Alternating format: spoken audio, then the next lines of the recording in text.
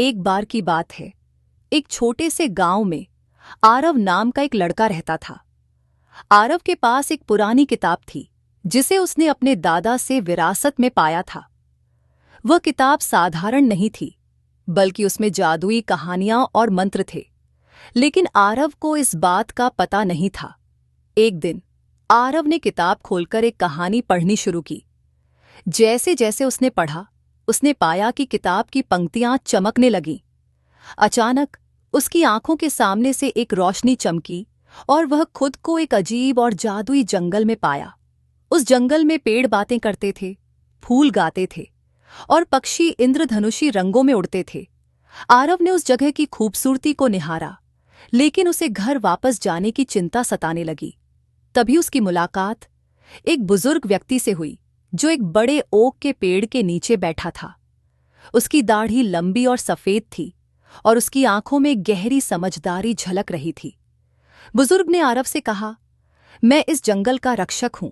जो भी यहां आता है उसे एक परीक्षा से गुजरना पड़ता है। अगर तुम इस परीक्षा को पार कर गए तो मैं तुम्हें घर वापस भेज दूंगा। आरव ने हिम्मत से पूछा, क्या है वह परीक्षा? बुजुर्ग मुस्कुराए और बोले, यहाँ के सभी जीव जंतु बहुत खुश रहते हैं, लेकिन उन्हें तुम्हारी मदद की जरूरत है। एक शरारती जादूगर ने इस जंगल में एक ऐसा मंत्र डाल दिया है जिससे यहाँ के सभी पेड़ सूखने लगे हैं। तुम्हें उस जादू को तोड़ना होगा। आरव ने बुजुर्ग से पूछा, मैं यह कैसे कर सकता हूं? बुजुर्ग ने एक छोटा सा बीज आरव को दिया और कहा, यह बीज सच्चाई और निस्वार्थता का प्रतीक है। इसे उस जगह पर लगाओ जहां तुम्हें सबसे अधिक अंधकार महसूस हो।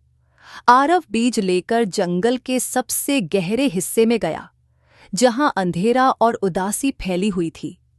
उसने अपने दिल की सच्चाई और दूसरों के लिए निस्वार्थता को याद करते हुए उस बीज को वहां बो दिया। अचानक वह जगह रोशनी से भर गई और पेड़ फिर से हरे भरे हो गए। जंगल में खुशियां लौट आईं। बुजुर्ग फिर से प्रकट हुए और आरव से कहा, तुम्हारी सच्चाई और निस्वार्थता ने इस जंगल को बचा लिया। अब तुम अपने घर लौट सकते हो। अगली पल आरव ने खुद को अपने गांव में पाया और उसकी किताब बंद हो चुकी थी। उसने सीखा कि सच्चाई और निस्वार्थता की ताकत से हर मुश्किल को पार किया जा सकता है। और फिर वह हर दिन उस किताब से कुछ नया सीखता। लेकिन अब वह जानता था कि असली जादू हमारे दिल में होता है। और इसी तरह आरव की कहानी गांव में प्रेरणा का स्रोत बन गई। सीख, सच्चाई और निस्वार्थता से बड़ी कोई ताकत नहीं होती।